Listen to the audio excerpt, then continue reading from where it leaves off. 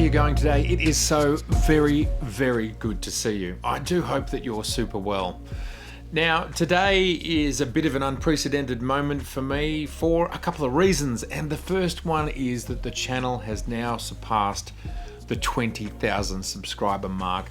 That's amazing and it's exciting. And if I look back a year and a half, somewhere between a year and a half and 2 years, I had something like 2,000 or 3,000 subscribers. And this moment seemed so far away, if unattainable. But here we are. Thank you. I can't thank you all enough.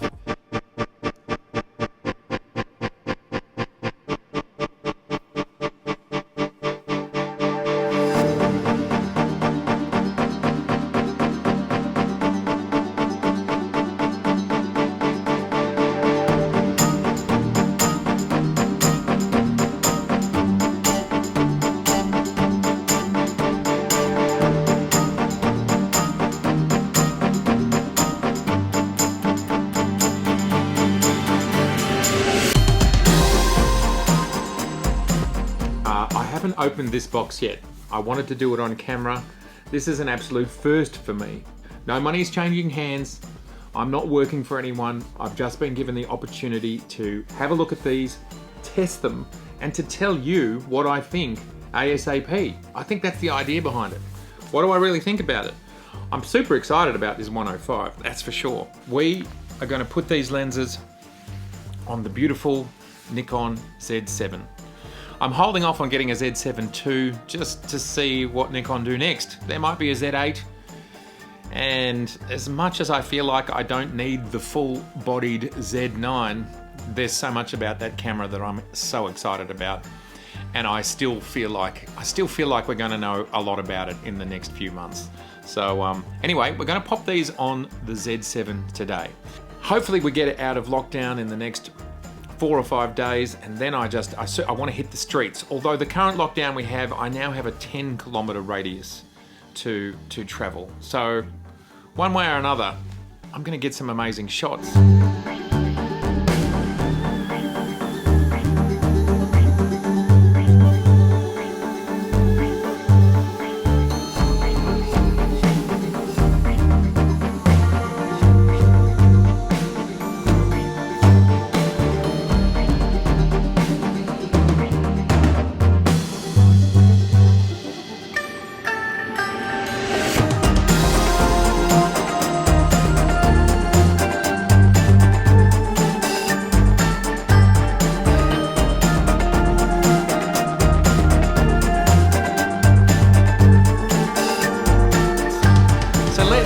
Let's unbox the 105. Going to be gentle on it. It's not my lens, so I'm feeling a little bit nervous. Of course, I have to give it back. It's one big unit. I do love the fact that companies are no longer using polystyrene and they are using cardboard made into unique shapes. That's much better for the environment. Now there's a very large box. It's almost a 30-centimeter long box. It's probably 10 or 11 inches long. So let's get the box out of the way. And these are our parts here. And as is amazingly talked about online, when we looked at the spec, I can't believe it's just a couple of days ago, the lens is amazingly light considering its size. So I'm pretty impressed by that. All right, so there it is. We've got the control wheel, the focus throw. Gosh, that's got a really nice feel about it. That is super smooth. It's got a nice degree of resistance. And of course we have our buttons. And oh wow, that's nice. Yeah, that's nice. There's the beautiful Z7, and on it goes. Gorgeous. Amazing. All right, let's power it up. Now, this has 2 motors in it, I've read, which makes it fast at focusing. Wow, that stabilization is magnificent. Just so good. Now there's VR in the lens. Let's just watch how nice this bokeh is when I pull this out of focus. So nice. Just manually, but you have such finesse. And this is handheld. Handheld.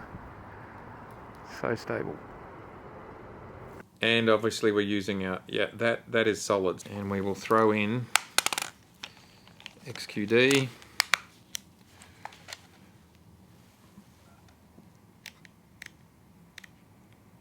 So here we are taking a photograph of the screen that I can review myself on. What I'm going to do is show you a little bit of video here. And we're going to record. And this is handheld. So this is handheld. I'm just holding it. I'm not trying particularly hard, but that's looking very, very smooth. We don't need to be at f8. Now we're at f2.8.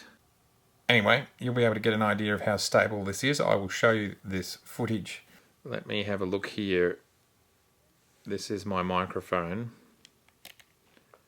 And we're seeing the f-stops changing because that's what happens when you get closer and closer.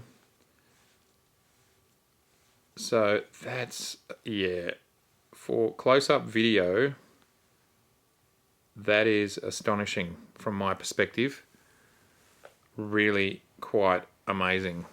So here we are recording, shooting an object, and if we put the display on here, we can see the distance. So we're seeing a lot of things here. First, we're seeing how chromatic aberration, purple fringing is being handled. Secondly, we're just seeing how smooth it is to go something like 4 centimeters.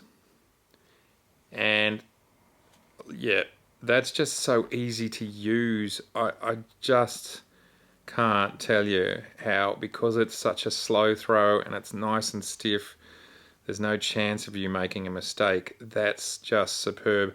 I'm not at the minimum distance here. Let's get right in close and get to 29, and it gets slower. It gets slower as you get closer. And look, we can see the bubbles on the microphone. We are very, very close here. Very close. So that is very impressive. I'm just amazed by how sharp they look. At no aberrations there at all into this very strong backlight. That's my key light for my video filming. Let me do a close-up of something that we know better, which is my lens here, just to give you an idea of how close we can get. That's the very small writing, and that's me moving backwards and forwards about 1 centimeter, maybe 2 centimeters. So I am just very impressed with that. That is extraordinarily impressive. And even so, this was going to just be an unboxing and a first look. I really couldn't go past taking some super close around ratio 1:1 images. And I've got to be honest, I'm pretty blown away by these images. They are handheld, low shutter speeds, as you can see by the numbers here. Check them out for yourselves. I'm going to put the whole package of these 6 files along with the Capture One data required to make some very minor tweaks, but these are largely just straight out of camera. Super impressed. Yeah, wow. Pretty close up of the cobwebs. We could get closer. And now up to the station. That is pretty impressive, I reckon.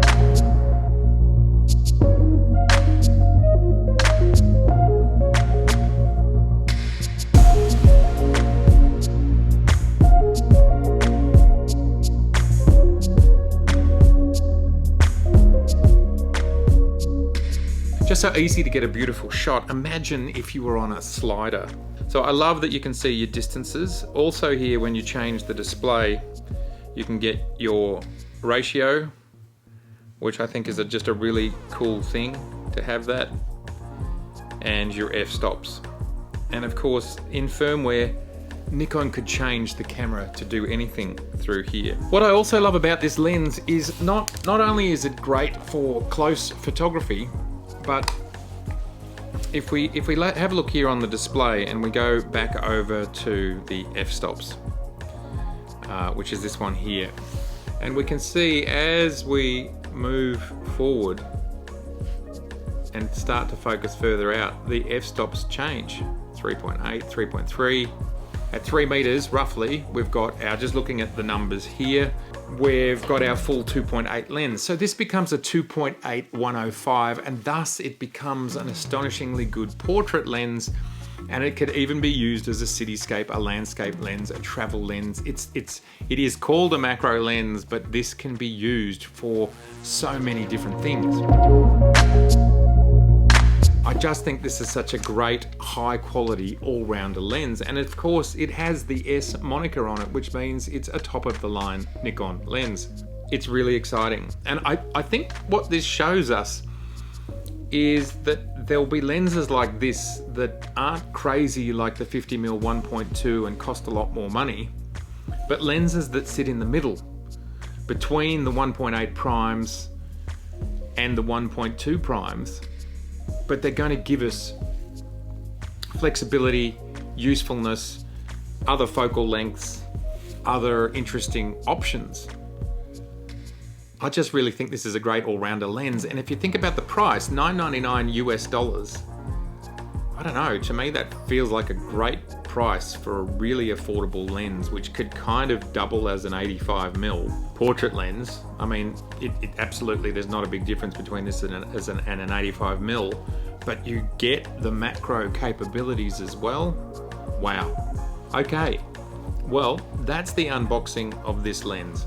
The only other thing I wanted to talk about, which was something that I mentioned, I haven't seen very much, that this lens is limited to its low end. So it's limited 0.5 to 0.29 rather than the other way around. And I think that's smart, because when you're shooting in macro, you don't want the lens to go its whole throw and then come back, you know, out to infinity and back because you're focusing on an ant. You don't want that happening.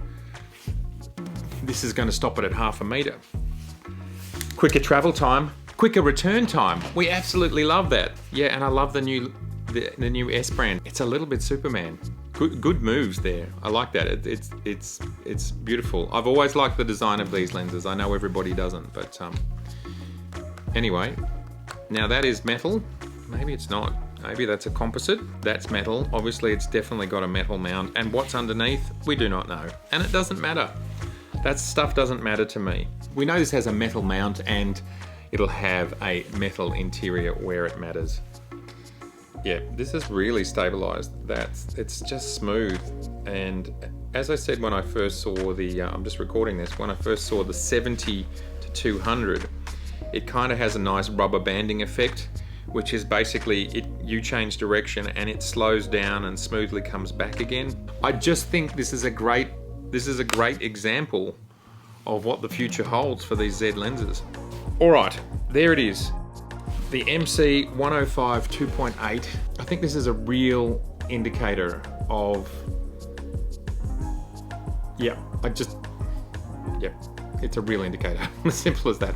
I can't wait to take some images with it. I will get out and include some images in this video ASAP.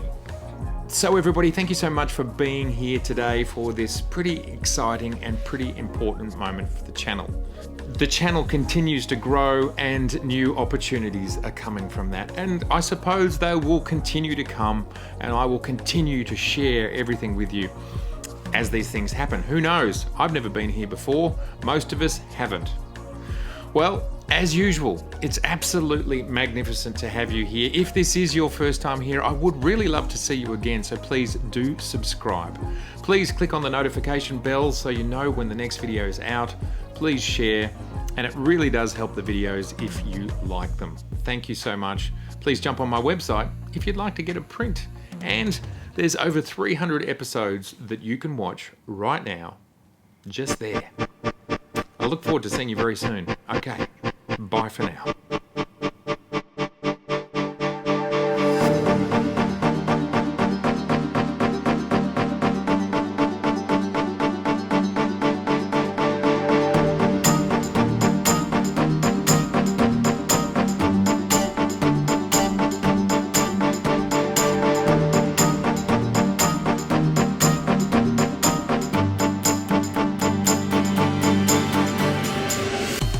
also sent the 50.